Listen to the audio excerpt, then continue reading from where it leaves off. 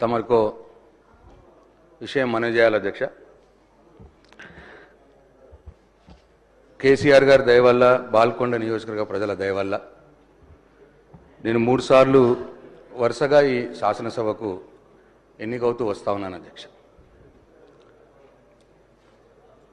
కేసీఆర్ గారు నన్ను ఒక 4 సంవత్సరాలు మిషన్ భగత వైస్ చైర్మన్గా, 5 సంవత్సరాల మంత్రిగా నాకు అవకాశం ఇచ్చినారు అధ్యక్ష. నేను మంత్రిగా, మిషన్ భగత వైస్ చైర్మన్గా ఆ దేవుడు నాకు ఇచ్చిన శక్తి మేరకు కేసీఆర్ గారి మార్గనిర్దేశకత్వంలో ఈ రాష్ట్రానికి సేవ చేసుకున్నాను అధ్యక్ష. అయితే అధ్యక్ష, నేను చనిపోతే నా పార్థివ శరీరం మీద జాతీయ జెండా కప్తారు అధ్యక్ష. జాతీయ జెండా కప్పి గన్ సెల్యూట్ కూడా చేస్తారు.